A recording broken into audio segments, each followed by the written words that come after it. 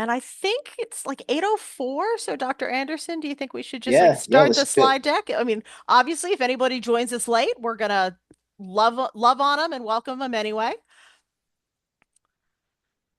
All right, just let me know. Are you guys able to see my slides? We're on the slides. If you could go back to the very first.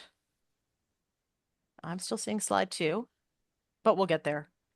Um, We will get there. Hold on. yep.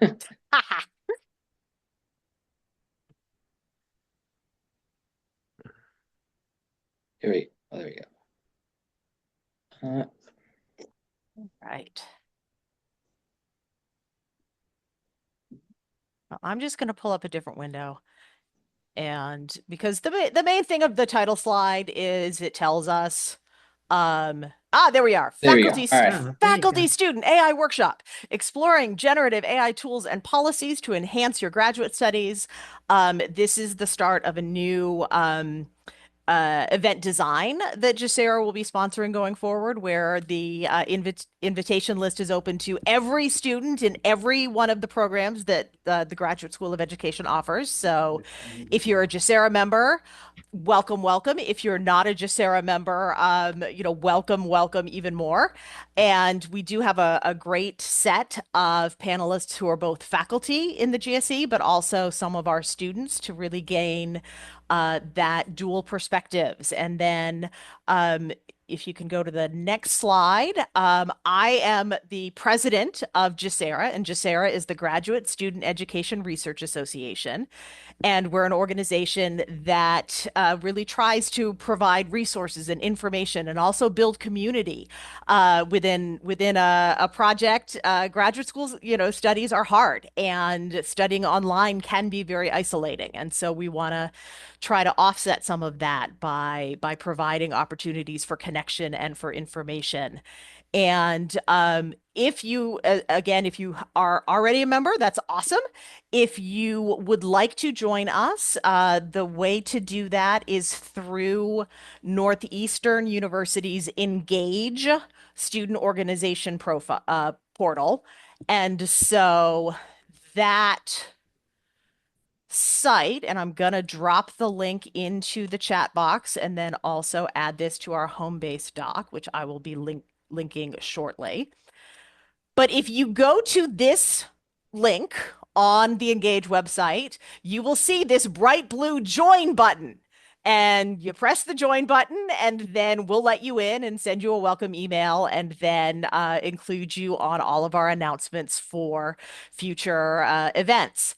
And then one of the other programs that we really want to encourage you to think about is on the next slide, and it is our mentoring program. And we have found our mentoring program to be a really powerful engine for building friendships, for building community. I see Dr. Unger given a thumbs up. And, our hope is that, if you are newer in the program, you can become a mentee and have someone, I like to use the metaphor of a hiking buddy. We're your peers, we're your friends, but we've seen a little bit more of the road than you might have. So we have some well-worn wisdom to share. But I know from talking to the folks who have served as mentors, it's always such a mutual relationship, and the mentors are learning new things from the mentees, and often these relationships become the start of those friendships that continue through the program and are the people who show up, if you're in the EDD program, who show up and sit in on your DIP, your dissertation defense, and root you on and have their little pom-poms in the background. So, certainly we encourage you to join us for that. And when I'm done talking, I will also drop a link to this page for the mentoring. And about halfway down the page, you'll see a survey link to join the mentoring program. And you fill out the same survey whether you wish to be a mentor or wish to be a mentee. So it's just the same link. Give us your information, what role you're hoping to participate in the program with right now, and then our wonderful program director Criss, who is also a panelist tonight, will hook you up. And with that, I'd love to just hand the baton over to Dr. Anderson, who will be facilitating the rest of the conversation tonight. Yeah, awesome. I'm actually going to stop sharing just for a second here so people can see each other. So, welcome everyone. My name is Andrew Anderson. I describe myself by day. I'm a principal of a middle school in Barrington, Rhode Island. All other parts of the day, professor here at Northeastern University and faculty advisor to this amazing program, GSERA. So I'm excited to be here. I'm excited to moderate, and I'm really excited for this opportunity of students and professors to co-collaborate, create together, and do these collaborative events, which hopefully we'll be able to build on. So without further ado, I'd like to introduce Dr. Unger. Dr. Unger, do you want to introduce yourself and a little bit who you are? And Dr. Unger, I'm not as glamorous. I don't turn in Batman at night. But I'm here in the chair, and everybody that talks with me knows what I mean. Here in the chair, doing my thing, and glad to be here. awesome. Thank you so much. Dr. Serig, do you want to introduce yourself? Hi, everyone. I think I've had some of you in class and might have some of you in class moving forward. This is my third year at Northeastern. So just briefly before this, I have a background in art and design and was at an art and design university where I was a professor and then various administrative roles up to vice president. And I am so glad not to be doing that. And I get to be here with you and being a teacher again. It's awesome. Great to have you. Melody, would you like to introduce yourself? Thank you. Hi, everyone. My name is Melody, and I'm a student at Northeastern right now in the concentration integrative studies. I changed my concentration 3 times. I actually started off in innovative teaching and learning, moved to workplace learning, and I realized I'm just interested in everything. So I'm now in integrative studies. I'm physically located in Japan. I've been living in Asia for the past 7 years, and my study and research is going to be on AI's impact in workplace and workforce. Awesome. Thank you so much, Melody. And Criss, do you want to introduce yourself? Yeah, of course. Hey, everyone. My name is Criss. I'm actually based out of Southern California, which is like, I think I'm about like 10 minutes away from Disneyland, if you're very familiar with that area. Yeah, my concentration is also integrative studies too. It's just such a great concentration because it's sort of like an a la carte, right? You can take courses from workplace learning and also higher ed. So I think that's kind of more my vibe. I love to just kind of dip into the other concentrations and kind of take my time. I'm currently wrapping up, I think my first year in the program. So like this is really nice. And I know Melody and I have sort of taken classes together and stuff like that. And like accountability is like so important in this program. So that is something that we definitely preach through the mentorship program and just like finding community, right? So I'm really excited to talk more about the mentorship program later on as well too. That's awesome. Yeah, thank you. And Dr. Unger, Dr. Serig, thank you so much for your time, and of course, Melody and Criss being here as well. So I'm gonna reshare my screen here, and we'll move on with the agenda.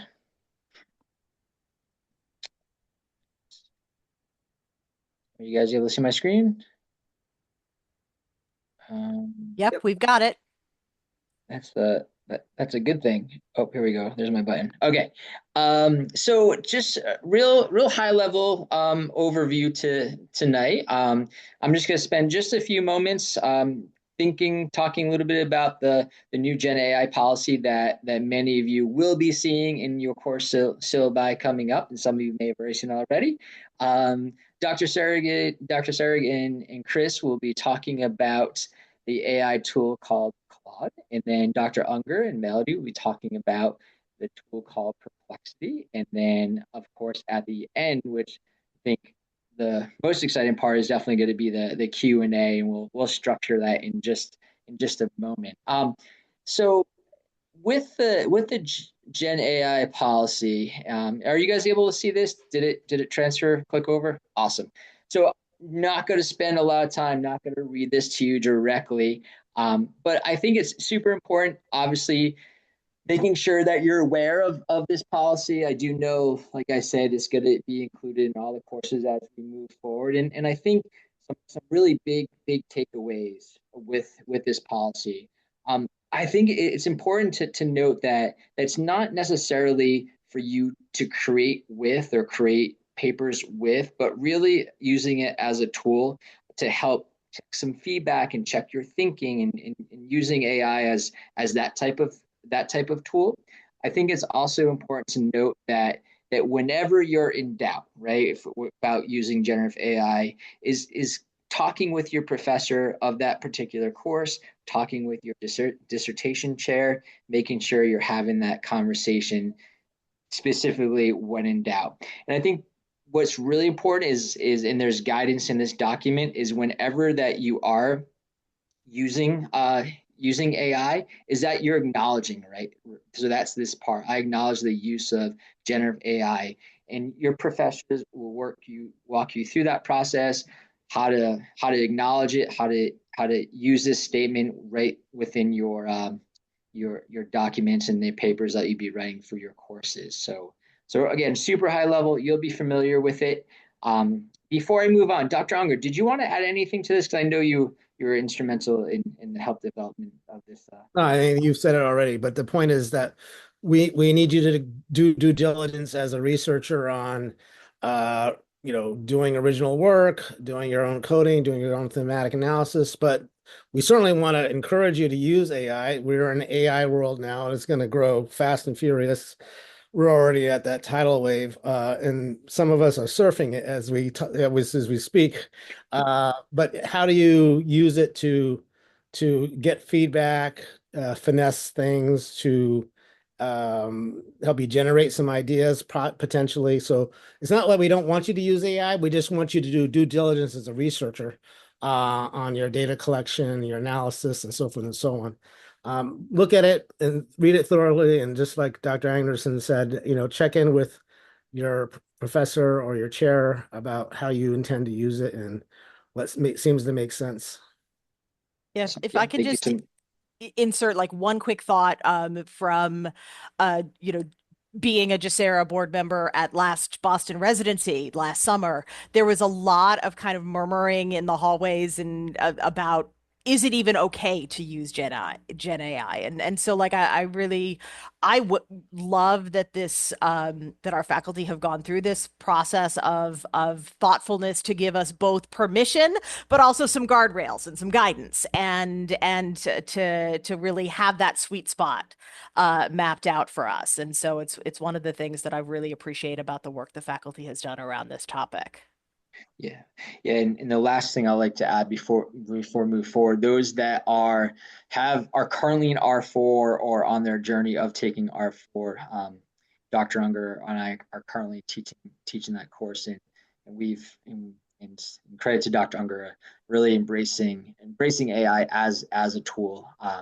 So eventually, when you take R4, there's something to look forward to, although obviously not necessarily required to do so. All right. So moving forward, Tay, are we at that point where we're doing that survey, or we're moving to Dr. Serig and Criss for Claude? I believe, yeah, the survey would be great to get us started with. That Okay, way we can great. kind of gauge where everyone's at in terms of, your experience with AI before this event and to see the difference by the end. Awesome. All right. Do you want to Yeah. So walk us if through you this? all want to take out any smartphone you might have, any type of device that allows you to scan the QR code. Otherwise, you can also pull up your browser, I believe, as well, and type in menti.com. We're using this Mentimeter poll to help to gauge your comfortability with AI. You can put in the use code, which is 38860553, which is at the top of the screen that Professor Anderson is showing here. So our first question for all of you is, how comfortable are you with using AI just in general? So we'll start with that.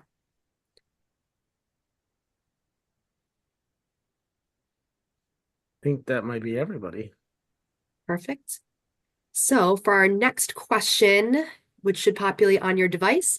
What is your comfort level with using Perplexity, which is a more specific AI tool? Safe space here. So I know for me, this was brand new for me. So feel free to answer truthfully. We're all here to support you.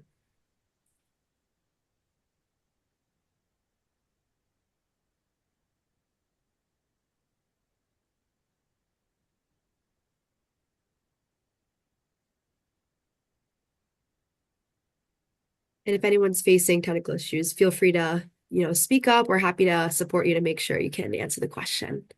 Does it automatically I don't refresh? see it on my screen. Oh, I see it. And because this is mine's in the slide deck, it might not necessarily be automatically populating because I'm in present view. I'm not sure I if see. it can do that. Huh. If you're having trouble getting access to the question, I would totally just refresh. Yes, if you want to refresh your browser, maybe pull down on your smartphone to refresh it, it should bring you to this question about your comfort level with Perplexity. There you go. Oh, there we go. And yeah, there we go. Ah, there it is. Yep. Beautiful. Yes, present view. Okay. Can you go back one screen? Because I don't think I saw the other thing. Let's see. There you go. There's some- Okay, cool. Oh, nice. There we go. We Yeah. got some more responses. There you go. Excellent. And then, so we have comfort level with AI in general, Perplexity. Thank you so much for your responses. And then for the next one, what is your comfort level using Claude, which is another AI tool that we'll be going over tonight?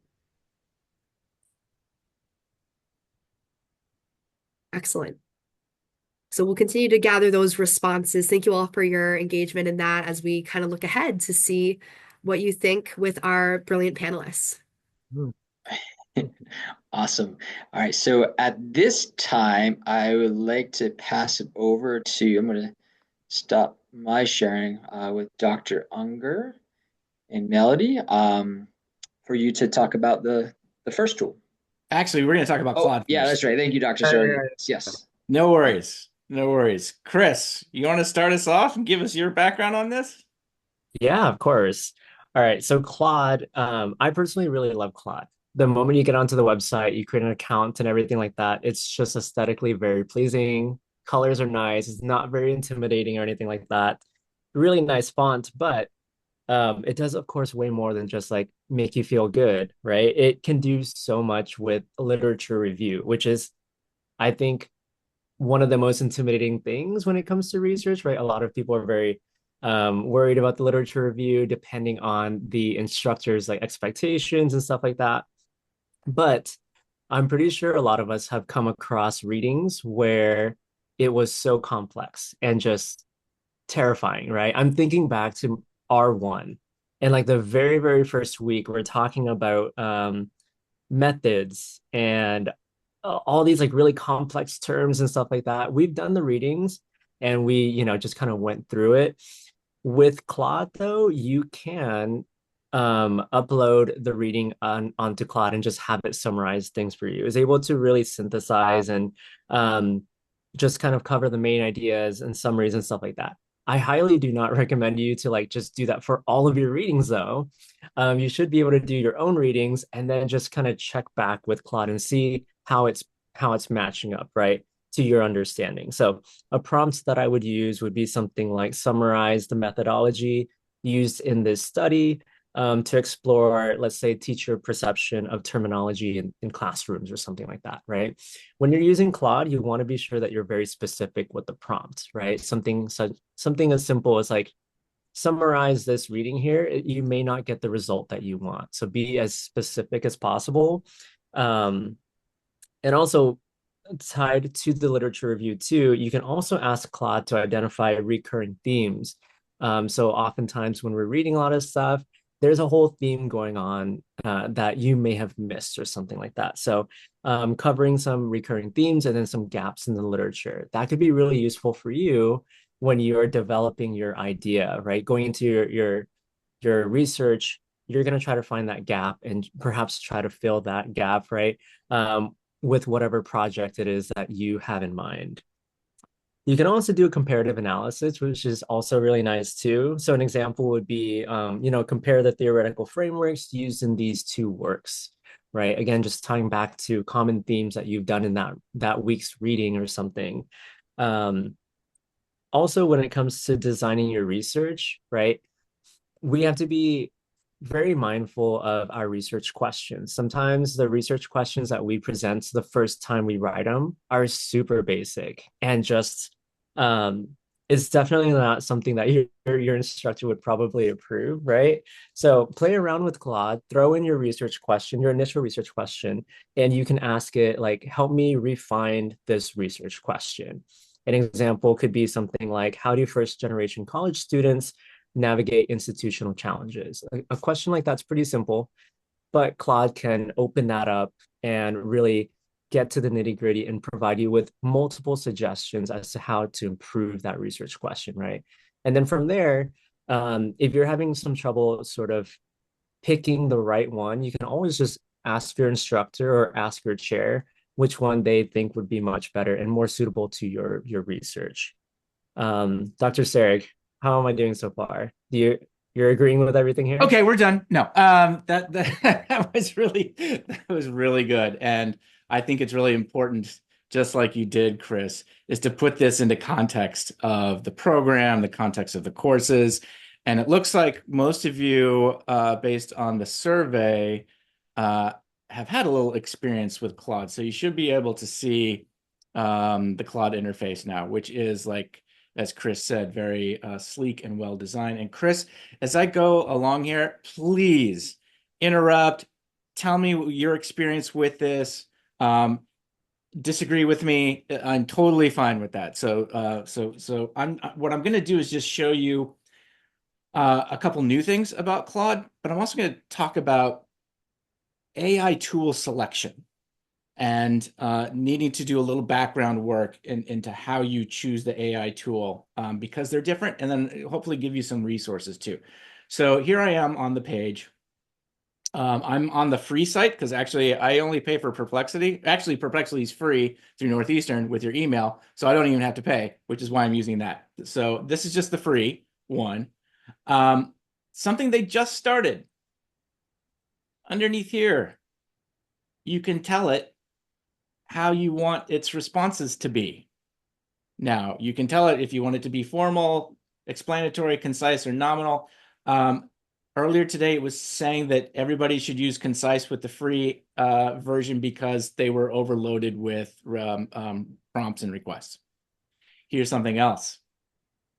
Create and edit styles. So you can create a custom style now. So you can upload writing samples, and typically you want to upload at least 5 writing samples, and you can create these different styles, right? So what's a style you might want to use as a doctoral student?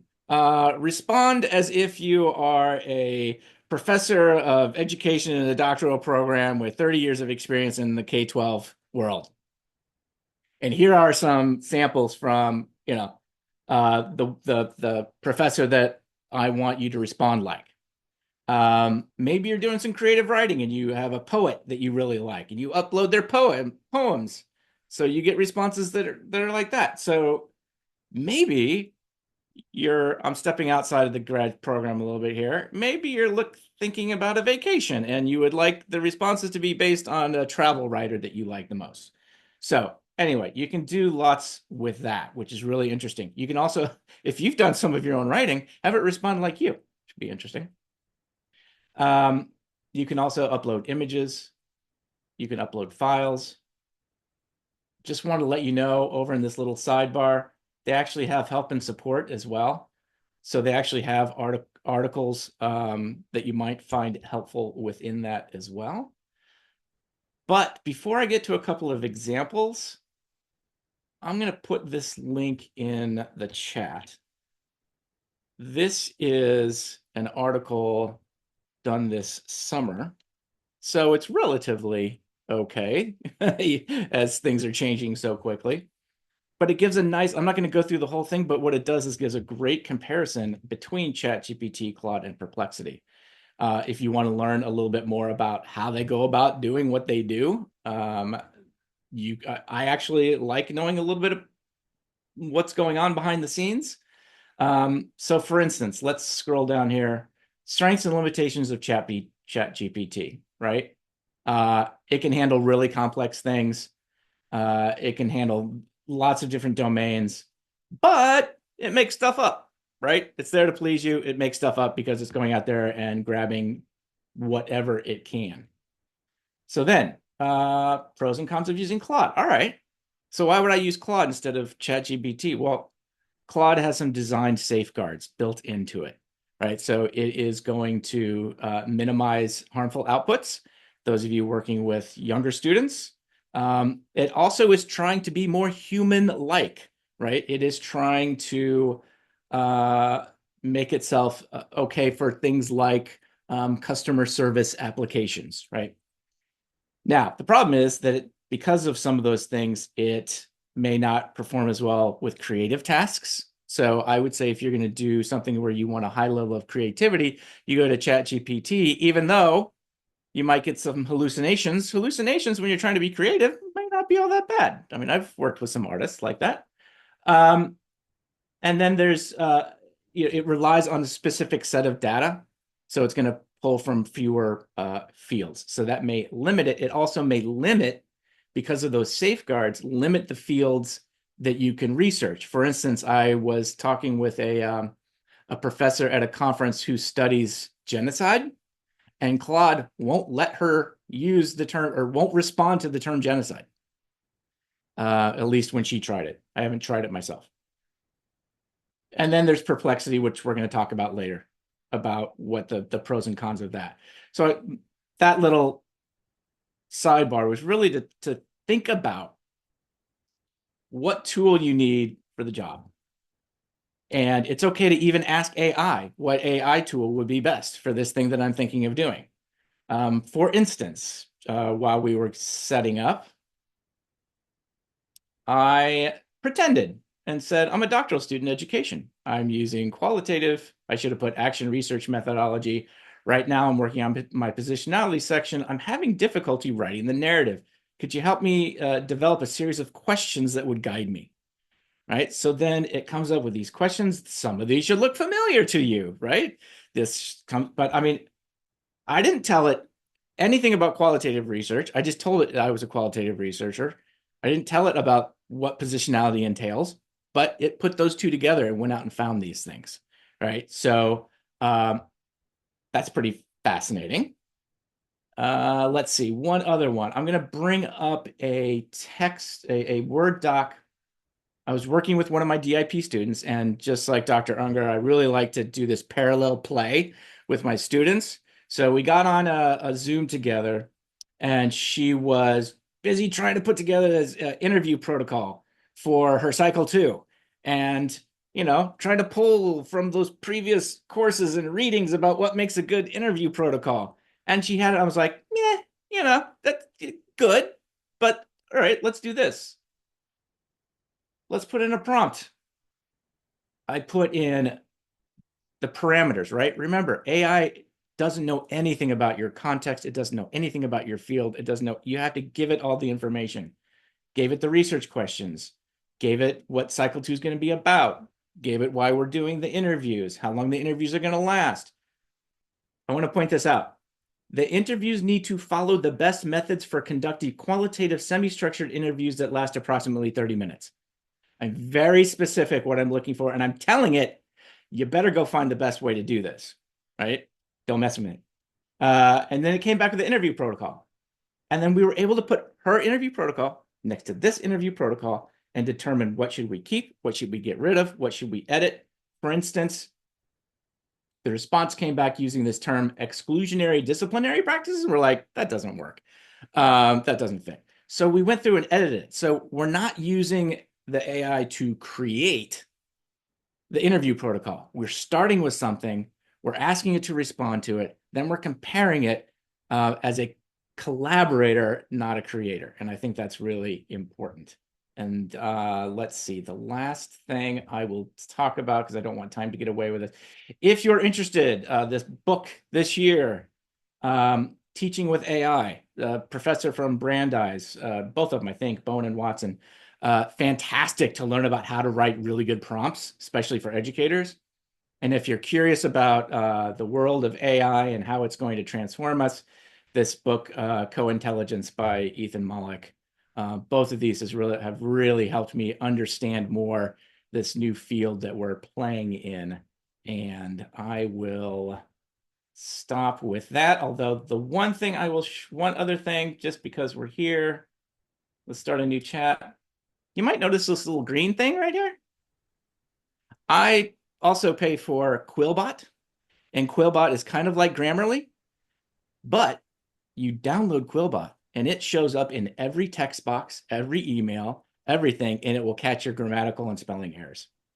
It's fantastic. All right, enough. Stop. Awesome. That's great timing, great overview. I love to see both perspectives of Dr. Serig, how you use it, not only as a professor, but with your students, and Criss, how you're using it as a student. That's great. And after the perplexity, that's when we'll be able to ask some Q&A on both tools or maybe some other tools that are out there. So at this time, I'd love to pass it over to Dr. Unger and to Melody. Thank you. So I'm going to be starting off by introducing the definition of perplexity, really how to use it, some of the use cases, and how it could be applied to our graduate studies. And afterwards, Dr. Unger will be sharing a demonstration of perplexity. So, what is Perplexity? Perplexity is essentially an AI conversational search engine, and it's designed to answer complex questions with credible and verifiable information sources. So earlier in the Claude section of today's workshop, I see in the chat box, a lot of people are saying, well, prompt engineering is really important. I think this is where Perplexity can help, because in Perplexity, even if you put a really bad question in the beginning, Perplexity asks you questions. And so I think that allows you to really reflect and be a critical thinker as to, am I asking the correct question? Because maybe some of the sources that are being linked when I'm asking my initial question isn't necessarily what I was looking for. And so I think that's the beauty of Perplexity, the fact that it's a really interactive conversational search engine, whereas ChatGPT, for example, might just respond directly to the question that you're asking. Therefore, depending on whatever context you're listing out, as well as the parameters, your responses might not be as rich as it can get if you were to use Perplexity, for example. And so over here, I've listed out my research question, and then, yeah, these are some of the sources that were given to me by Perplexity. And if we were actually in Perplexity, which Dr. Unger will share with you all later on, you can actually click into each of these links and you can verify whether or not the information that they are giving you is credible. And this is really important as we're doing research. So unique features of Perplexity, I think these are the top 4 that I would like to highlight. So the first is interactive Q&A. So as stated before, they have that interactive element where they provide you some sources. They also ask you additional questions. And so you can really fall into a really exciting rabbit hole of just constantly clicking on all of the additional questions that Perplexity is asking you. And you can really dive deeper and explore your discipline more. Second is cross-disciplinary expertise. They, access real-time internet. And so depending on what discipline you're interested in, it can really gather all of that information for you. And then third is cited sources. So in addition to the interactive Q&A, they also provide a lot of different links to various websites because it's just pulling information in real time. And so you would have links to academic articles, journals, and books directly in the responses. Therefore, you know exactly where they're pulling that information from. And then finally, there's up-to-date knowledge. They have access to real-time information, which is really, really critical as you are researching current research topics, for example, AI. Whereas GPT or some other AI tools, they might stop at like 2021 or 2022, but we're now in 2024 and moving into 2025. So it's really important that we are researching the most up-to-date information. Obviously, you shouldn't be relying solely on an AI tool like Perplexity or GPT or Claude. However, I think this is one of the really main benefits of Perplexity. All right, so now I'm going to talk about its comparison to other AI apps. So the first one I'd like to highlight is GPT, which I think most of us are familiar with because this is one of the first AI tools that rolled out.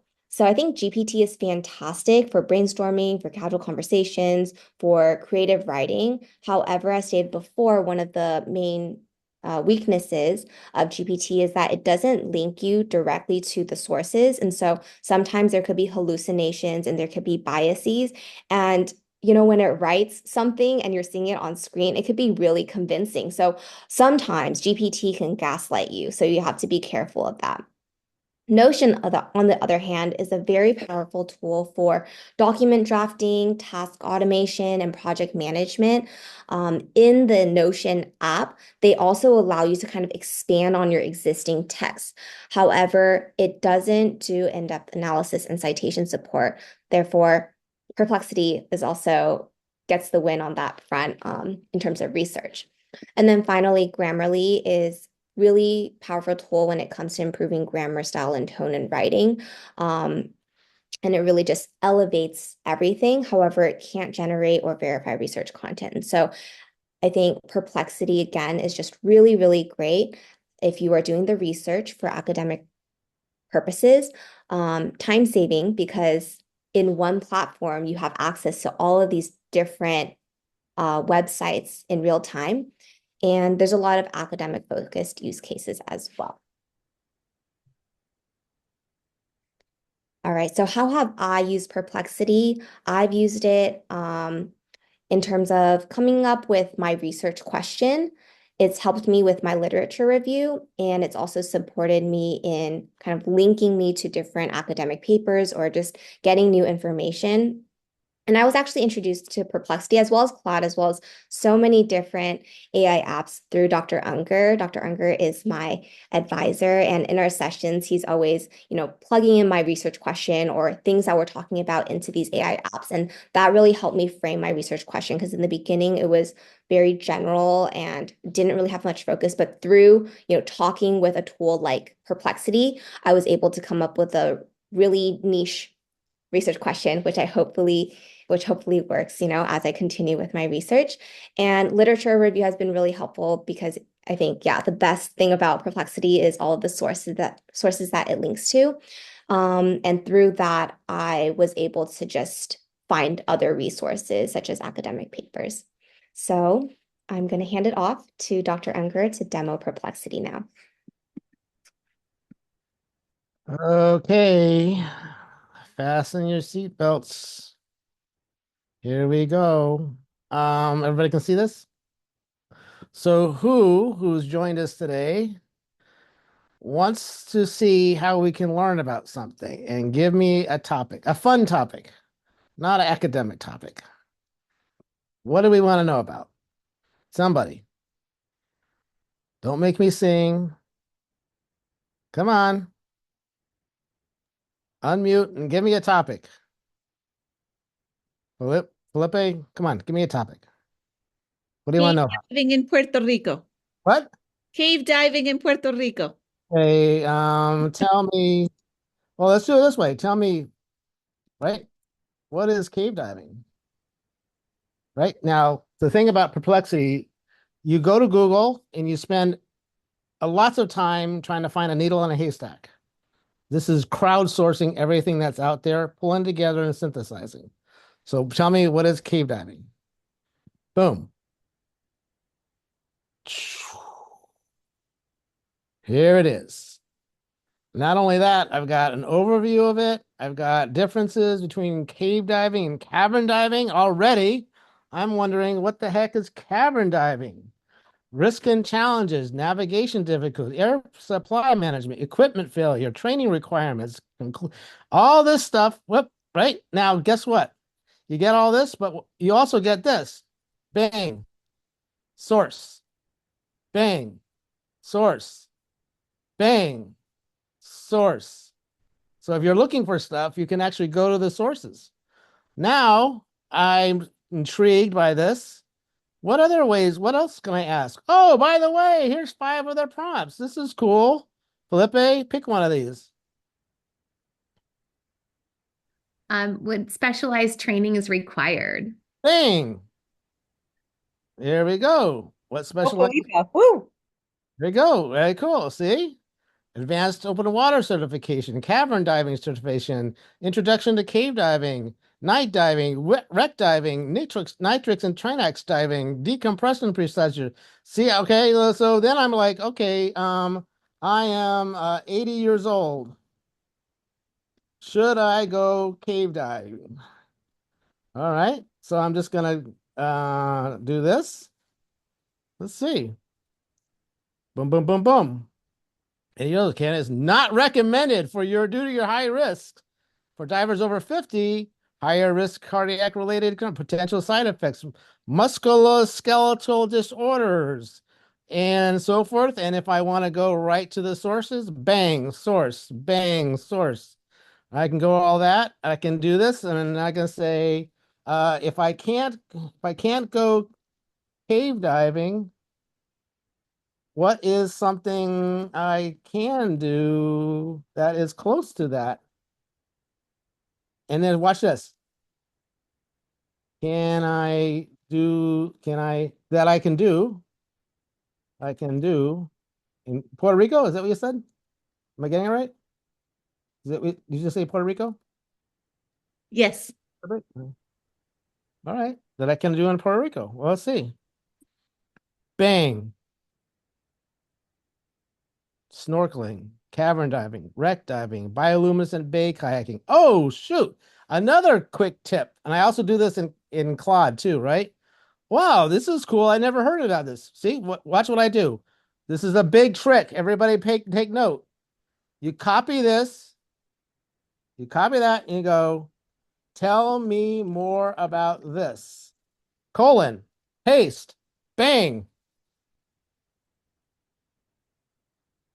And here we go. Oh, dang, La Puerga. Where is that? Oh, mesmerizing glow. That sounds good. Unique experience. Swimming aloud.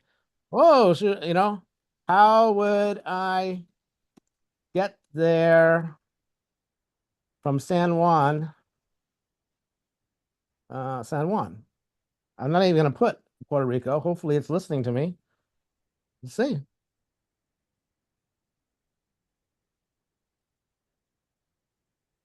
Bang. There you go. So basically, in about 2 minutes, I've already explored cave diving, learned about cavern diving, learned about that I can't go there as an 80-year-old, found out what else I could go, and found out how to get there. And I can go to the sources. And by the way, see, I get this out of the way here. Whoops, I didn't mean to do that. Let me go back here. Good, Criss. You even have 3 minutes to spare here, so I know I I don't want to hold you back. You keep I going. don't know. But here we go.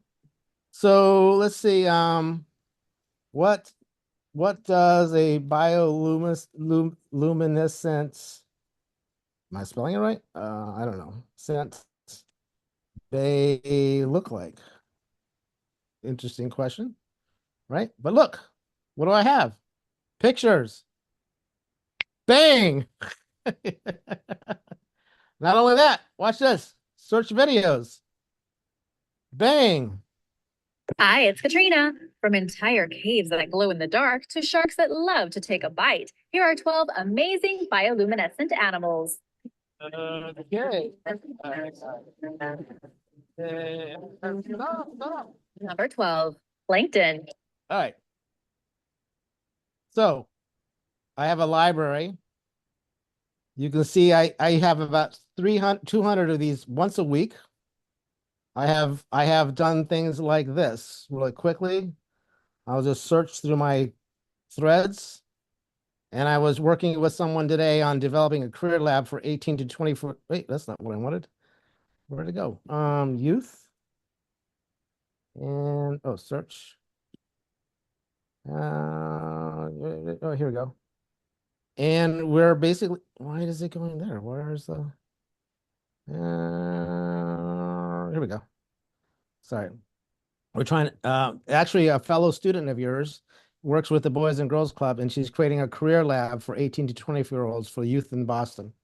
And we were on together, and we just basically spent 5 minutes finding out what all the potential, what are all the challenges for youth in Boston getting employment, and what can a career lab look like, and how can mentors help?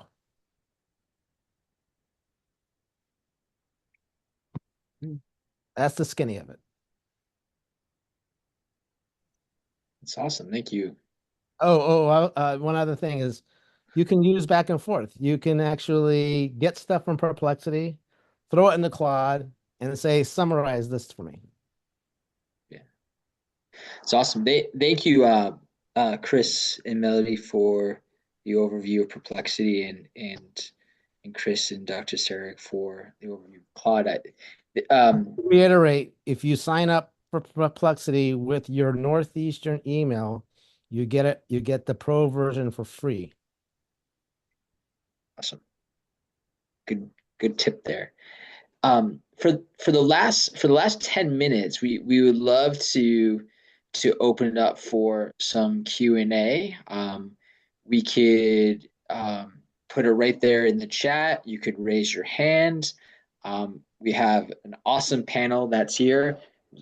Some awesome participants that are on the screen tonight, and really just using this opportunity to really pick each other's brains and get some insight about anything with AI that we just talked about. So,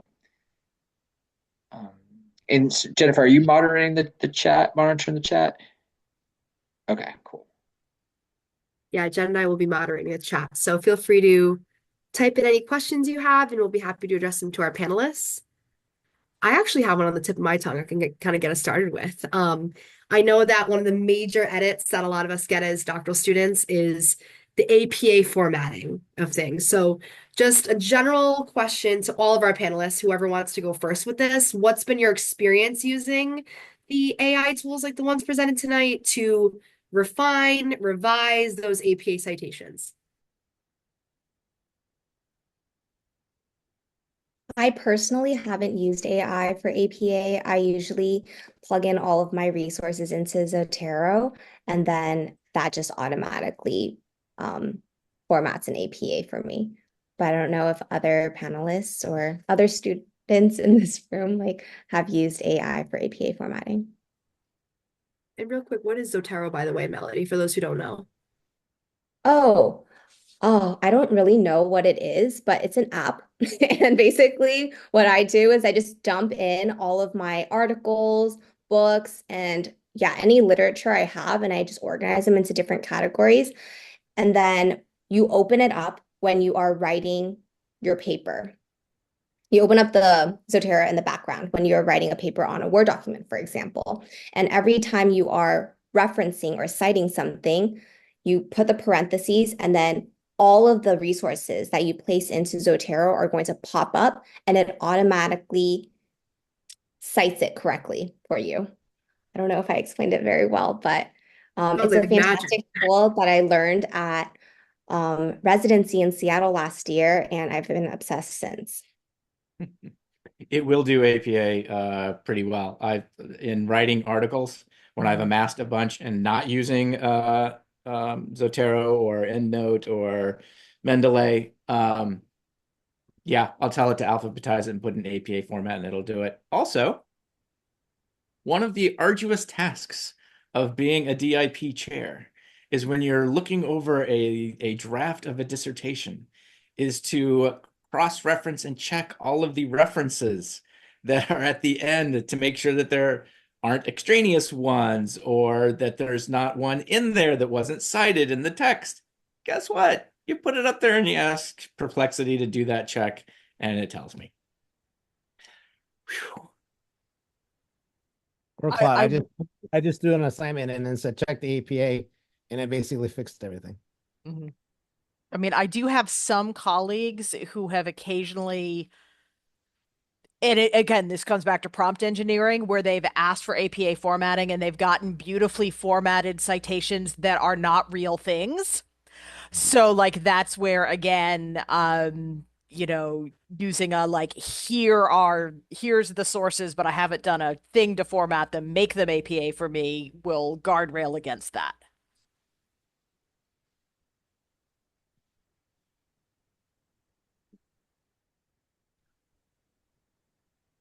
If no one else has a question, I have one on the tip of my tongue, which comes back to this core issue of prompt engineering being so crucial.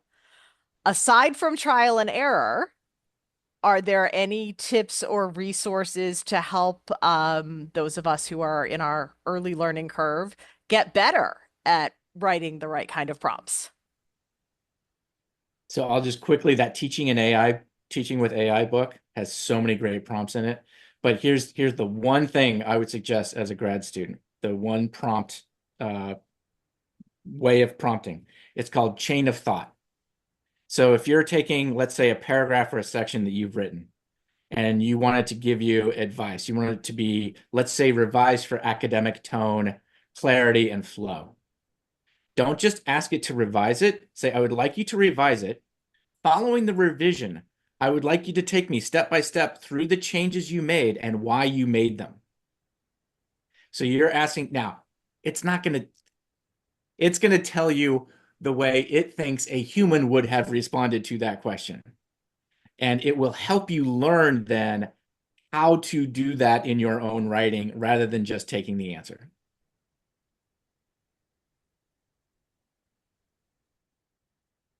I would just recommend that when you're wanting something, be as clear about what you're looking for as possible. Give as much detail. Don't just say, can I grow a tomato? No, that doesn't help. Can I grow a tomato middle of May in my backyard in Hopkinton, Massachusetts? And I want to grow a beefsteak tomato. And I don't have a lot of sunlight. And if I don't have a lot of sunlight, how can I actually grow a tomato? Like, you have to be like that.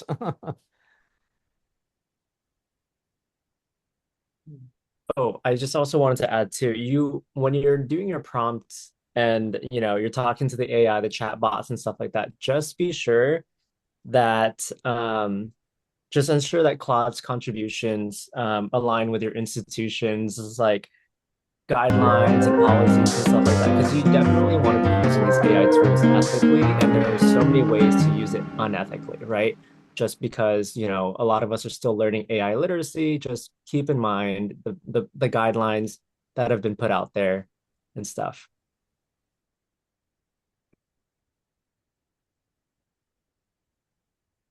I have a quick, is there another question? Because otherwise I'll fill in some time with an example, but if there's another question, let's go with that.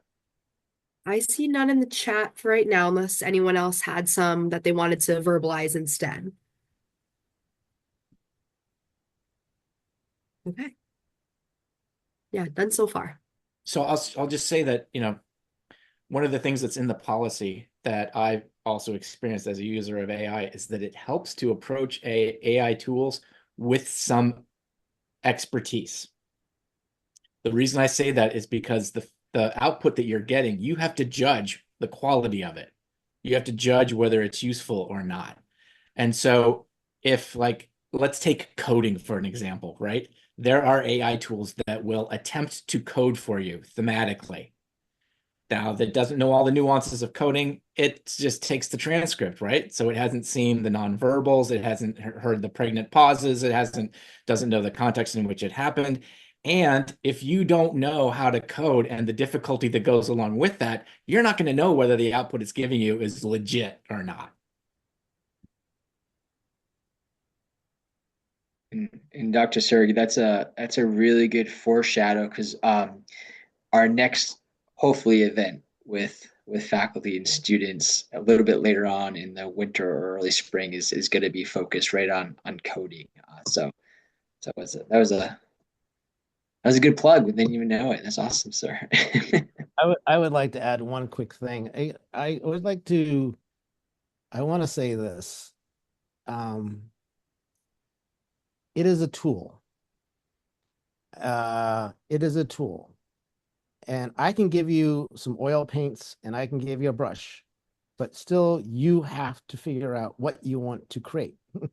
You have to figure out what you want it to look like. You need to figure out whether it looks like this or doesn't look like this. If you're going to build a deck in the back of your house and you have a saw and a hammer and some nails and some other things, you still have to visualize what it is that you want. You still know how to make it. So you need to really think about it. It's like, am I really using this as a tool? Am I using it as a collaborator? Am I using it to enhance and augment my own intelligence, creativity, and ingenuity? If you're not using it that way, you're not using it in the proper way. You need to think about it as a collaborator, a tool that you are using. You can put mud on a clay on a potting wheel. You still have to figure out, what do I want this thing to look like? How do I shape it? How do I push the right thing? So I really want to make sure, and I'm just going to say this one quick statement. People in K-12 and even in higher ed, they're all saying no to AI because they are immediately thinking people are just cheating with it. Well, yes, they're going to, but we need to be beyond this idea that it's a way just to cheat. The thing is, how are to, as Moloch said, how are you a co-intelligent person? How are you using it as a tool? How do you use an oven to bake? How do you use a stove to create a lasagna? You still have to be the chef. You still have to be the cook. You still have to be the creator. And if you're not using it that way, you're falling short on how to use it as a tool that enhances your intelligence, ingenuity, and creativity. Well, I think as someone posted in the chat, I think that's an awesome mic drop here, Dr. Unger, to to leave it. It's exactly 9 o'clock. Awesome session. Sherry, do you want us to add anything before we sign off?